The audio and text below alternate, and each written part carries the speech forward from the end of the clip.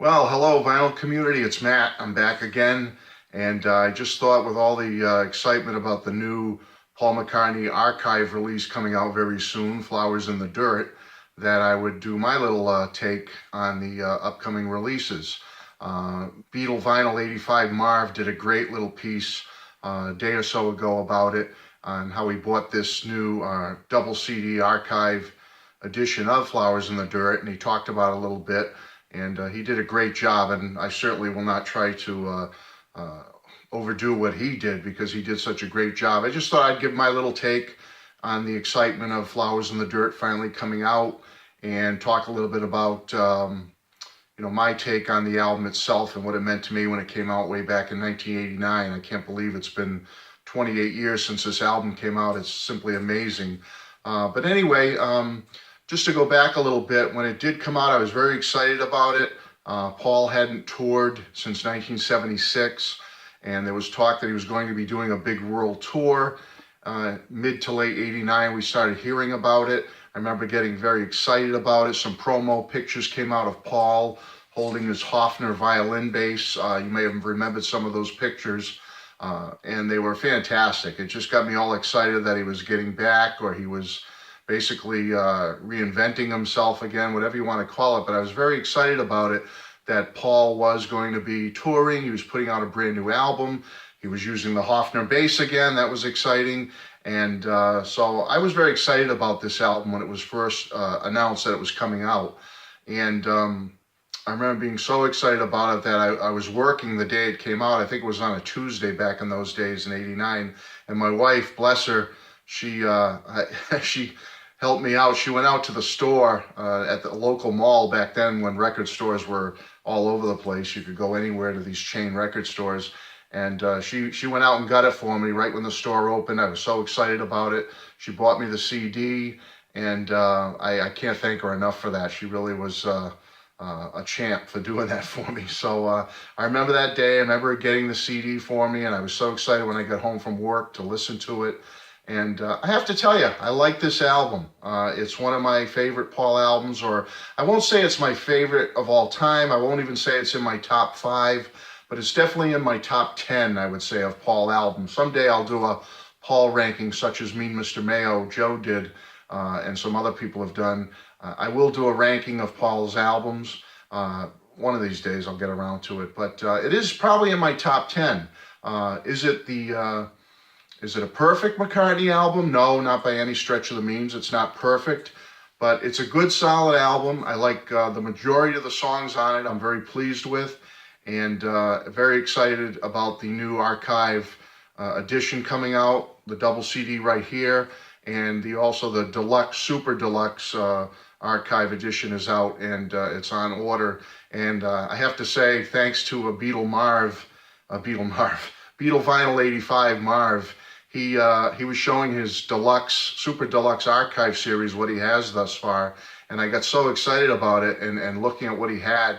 I've never collected the super deluxe archive editions, but I decided to try and start. So I started with this one, Flowers in the Dirt. I did order it, and I know there's about 8 editions already out of Paul's archive series. I have most of the double CDs like this. But I think I will try to get that archive series. It may take me some time. They are expensive, and I'm on a fixed income like everybody else. But I will try. I think I will try to get them, and I'm looking forward to the Flowers in the Dirt one coming in. But I did go to Best Buy based on Marv's suggestion. I went to Best Buy and picked up this one because of this right here. You get a free vinyl 45 of My Brave Face, backed with Flying to My Home, if you redeem the little ticket that comes inside the package. This little thing pops right off like this, and it's a little card, and it shows that the vinyl is going to be purple and yellow vinyl, and you can only get it through Best Buy.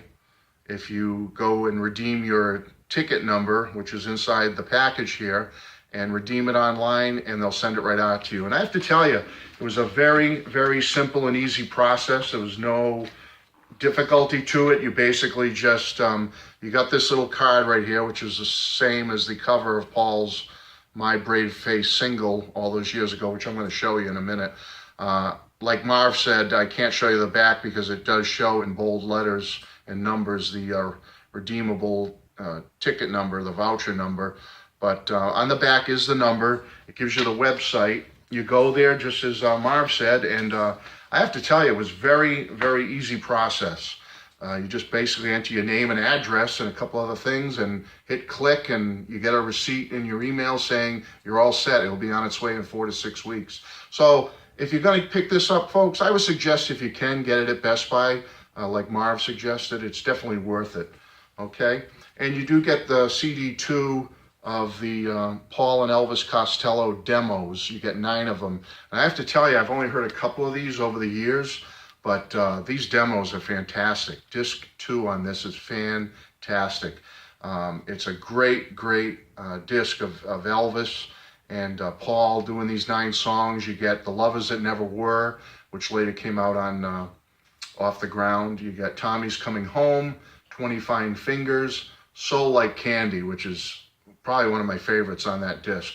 I love Soul Like Candy. It's fantastic. You Want Her Too, That Day Is Done, Don't Be Careless Love, My Brave Face, which is a great acoustic demo with Elvis and Paul too. They're all great. And Playboy to a Man. So I'll tell you folks, if you can get it, get it. Those are, just for that disc alone, I think this was worth it. And it was on sale. It was a couple of bucks cheaper at Best Buy. And you have the opportunity to get the 45 colored vinyl of My Brave Face and Flying to My Home. So definitely suggest doing that. And thanks to Marv, Beatle Vinyl 85, for his doing this little mini review of this edition and suggesting that it was well worth getting. Thank you, Marv. Here's a copy of the CD I got many years ago. It's a Canadian copy. I got this up in Canada near Montreal when I was visiting my wife's family a long time ago. And I picked it up. It basically has Flowers in the Dirt, smaller here. It shows some of Paul's other albums there.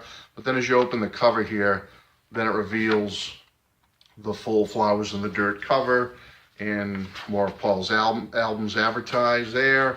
And then the regular CD booklet that came back out in 1989. So I just thought I'd show you that. This is a Canadian pressing, I guess you'd call it, on a CD or burning or whatever you want the term is. But what I liked about the Canadian CD was that when I first got the American CD back in '89, the one my wife bought for me, it just had the basic 13 songs with Waylay Soleil as the last song. On this edition, the Canadian edition, you get Back on My Feet, song 14, Flying to My Home, 15, and Loveliest Thing is 16. So you get 16 tracks on this Canadian CD, so it was well worth it for me. And I'd like to know if Paul, Fit to Be Tie-Dyed, if he has this, maybe he has a little more info about it, but I'm sure Paul, Fit to Be Tie-Dyed, has this copy as well. Also, for some reason back in the late 80s, I was hooked on getting cassette singles. I don't know what order they came out in, but I have the cassette single of My Brave Face, backed with Flying to My Home. And it's just a basic little clear cassette, as you can see. And for some reason, I used to buy cassette singles, and I got most of them from Paul's Flowers in the Dirt album. There's the Put It There single, backed with, oh boy, here goes the old eyesight again. Put It There and Mama's Little Girl. There you go. You can see that. Okay. And again, it's on a clear cassette. Haven't played these too much, so I don't even know if they're worth anything or if they're worth much. How collectible are cassettes? I don't know. This one, backed with The First Stone, which was a McCartney Hamish Stewart song, or at least they get both credit on it, on the writing. And there it is there. And Figure of 8, back with Waylay Soleil. And again, the clear type cassette. For some reason, I have two Figure of 8s. Don't ask me why. I have the one that's open, and then I have a sealed one that I got at Strawberries Records. Did anyone remember Strawberries? They were up here in the northeast of the United States in New England many, many years ago, and then the chain folded like so many have. And it was $2.89 for a figure of 8 cassette single. I like the singles because you got the extra songs in that, so I'm not sure if this was an import, but I got the CD single of My Brave Face backed with Flying to My Home because you got 2 extra songs on it. You got I'm Gonna Be a Wheel Someday and Ain't That a Shame, which I believe was from the Russian album that Paul did. Okay, so I used to like to pick these up because you got those extra songs.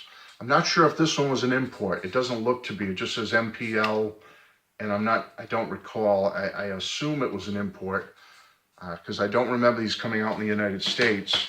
And I know for sure the last 3 I have are imports because Put It There CD single says a sticker right on the back here, Made in England. So it's definitely an import. And the songs are Put It There, you got Mama's Little Girl, and Same Time Next Year.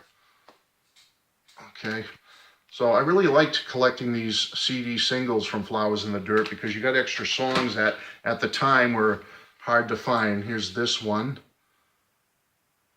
And on this one, you got this one, The First Stone, but then you also got I Want to Cry and I'm in Love Again, which again I believe was from the Russian rock and roll album sessions. And it says Parlophone right there. So, and the last one is A Figure of 8.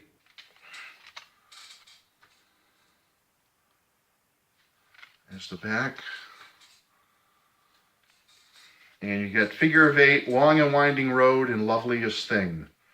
And I always like the 45 mix of Figure of 8 better than the album version. The album version's okay, but the 45 version, the 7-inch version, really rocks. And I have it on CD on this little promotional only compilation. This was officially put out by Capitol and MPL in 1989, I want to say. Promotional use only, not for sale. It's called Paul McCartney Rocks. Has anyone seen this before? I'm sure you have, many of you. And here's the back. Paul McCartney Rocks. It has that great picture of him with his Everly's Gibson acoustic guitar there, the Jumbo, which we saw so prominently during that world tour of 89 and 90. But it has the Figure of 8 7-inch version, which is a really rocking version of the song, a little rockier than on the Flowers in the Dirt album version. And you get We Got Married and Rough Ride from the album. And then you get an array of songs. You get Band on the Run, Uncle Albert, Admiral Halsey, Live and Let Die. And then you get that song that was kind of a rarity, Party Party, I Want to Cry, Junior's Farm, and Don't Get Around Much Anymore. So you've got a total of 10 songs on here. See if you can see them, I hope. But it was kind of a cool little CD to get. I don't think it ever came out on vinyl, but it came out right around the time as Flowers in the Dirt did, or just thereafter, right before he went on the world tour. It's an official release from Capitol MPL called Paul McCartney Rocks. Kind of a rarity, and just a plain cover inside and then the CD. But I'm kind of glad I have it. I don't recall where I picked it up, but it was back in the day, back when it first came out. I got it somewhere. And so I'm really happy to have that. And then I have 2 singles of My Brave Face backed with Flying to My Home. This one's a promo one. You can see with the white label there, it basically says right on it, not for sale. Okay, so there's the promo 45, and it still came with a picture sleeve. Okay, and I keep it protected in the plastic here. And then I have the regular release right here. And you can see it's on the purple Capitol label of the single. So this was the regular single, and then you have the promo. Okay, I don't have any of the other singles from the album on vinyl. Maybe they exist, I just never got them. Here's my original vinyl copy of Flowers in the Dirt. My wife bought me the CD, but then thereafter I did pick up the vinyl of the album. And as you can see, again, it's from Strawberries. And it's $8.99 back in those days. So Okay, there's the back. And show you the inside. It comes like this. 2 pieces. You get the picture, which we all remember from inside the CD booklet. And it opens up to the lyrics and the credits and who played what. Okay, so that's a nice little insert. And then the actual sleeve is just plain yellow. All right, maybe that's why the new 45 that you can get coming out is going to be half purple and half yellow. Kind of was the colors of the original album release. That was part of the design or scheme of it. And the vinyl, which I've hardly ever played, is in beautiful shape. There's one side and there's the other. Flowers in the Dirt. Again, not in my top 5 of Paul's albums, but definitely in my top 10, I would say. It was really a resurgence for him, I felt at the time. I'm sorry, after the kind of dismal Press to Play, and prior to that, studio album would have been Pipes of Peace. There's some highlights on those 2 albums. Someday I'll talk about them, maybe even review them. But Pipes of Peace and Press to Play were somewhat disappointments for me with Paul when those came out back in the mid-'80s.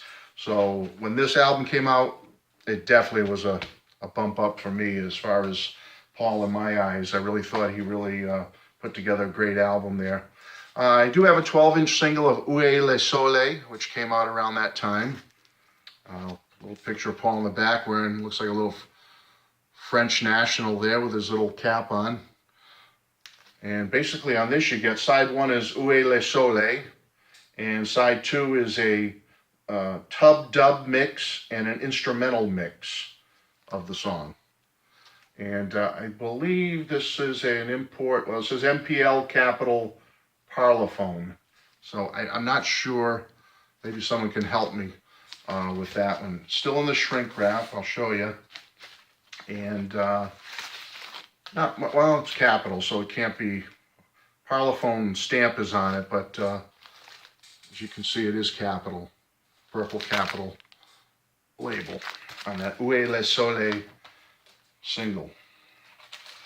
Another piece I'll show you before I end this today is Joe, Mean Mr. Mayo, had this also. He bought this recently, I believe. I got this when it first came out. Joe showed you his not too long ago. It's the Paul McCartney Flowers in the Dirt World Tour Pack. Contents: you get the compact disc, the 3-inch CD single, a poster, a family tree, a bumper sticker, 6 postcards, and a tour itinerary. It's made to look like a touring trunk, as you can see. 1989 was the release on this. Oh, and they were numbered. I forget what Joe's number was. I don't really pay attention to the numbers too much, but mine's 16,534. I have no idea how many were made, folks, so it could have been a million, or maybe it was only 17,000. I'm low on the totem pole again, right? So anyway, you open it up like this. The little flap's open. It's kind of fragile, so I don't want to go too crazy with it. I don't open it up that much. But show you what's in here. Okay. So the way it's packed is in the inside you get a slick of the cover of the album. Just a paper slick of the album cover. And then you get this little box right behind it. It's a little, as you can see, you get the Party 3-inch CD single, and you get the full Flowers in the Dirt CD right here, which is very, the basic release. Not much to it. And that little 3-inch single of Party, which it's an okay song. Not my favorite in the world, but it's not bad. You get the Paul McCartney World Tour itinerary starting September of '89 in Oslo and going all the way to January 26th of 1990 in London at Wembley Arena. He did a series of shows there, as you can see. All right, so let you peek at that a little bit if you can see it. And this was a great tour. It was the first time I ever had the opportunity to see Paul. I was a tad young when he came up my way in '76. And I missed it, being a young teenager. I didn't really follow through with my parents sending me to the show. But when he came around next, all those years, 13 plus years later, I was ready. I was older and ready to go. And I had the opportunity to see him February of 1990 for the first time. I've seen him many times since, but that's always going to be a special show to me because it was the first time I saw him. And that's why this album means a lot to me, because it was the album he was touring with. And yeah, it was February of 1990.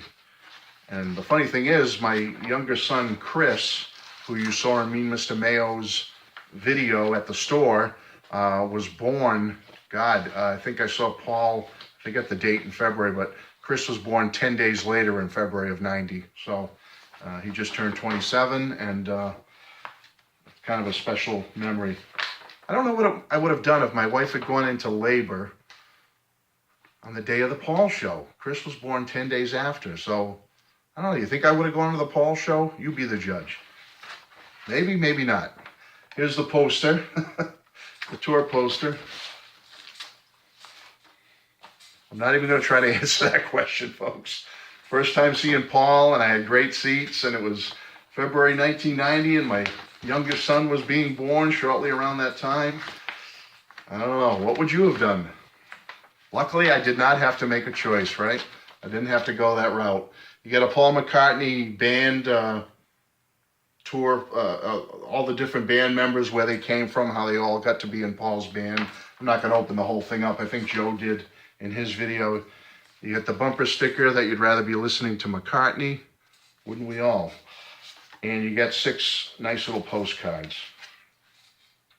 Nice one, Linda. And I know Joe showed all these, but I'll just go through them again. Paul, nice shot. Get Robbie and Hamish. Again, postcards. You get Wicks at the keyboards.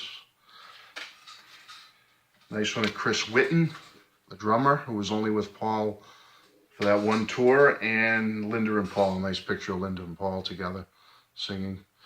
Okay, so that's it for that little box set, the special World Tour pack. I hope you enjoyed this little video. Again, I'm excited about getting my first super deluxe edition in the McCartney Archive series. Hasn't arrived yet, but I will check it out. Maybe I'll show it to you. I'm sure Marv and some of the other folks that get it will also show theirs, so I don't want too much overkill on you people. But I really wanted to share my little collection of McCartney Flowers in the Dirt memorabilia, so to speak, in my albums. Again, one of my favorite albums, probably in the top 10 somewhere, and brings back a lot of memories, that album, a lot of memories. And I really appreciate you watching this and taking the time to drop in. And thanks to Beatle Vinyl 85 Marv, for he mentioned me in a recent video, and I really appreciate it. Thanks for the shout out, Marv. You're a good guy. And to the Oompa Roundabout. If you get a chance, folks, check out the Oompa, O-O-M-P-A-H, Roundabout. Oompa Roundabout. He's in Australia, and he does some really great videos. I really enjoy his stuff. And again, who am I? I'm just Matt here with my little band of subscribers who I love and cherish so much. And so you get a shout out from me. It's not helping you too much, but I do my best, and I'm just enjoying this so much, and it really is fun, and meeting such wonderful people. So thanks again. God bless, and stop in again soon. Hope to see you. Bye-bye.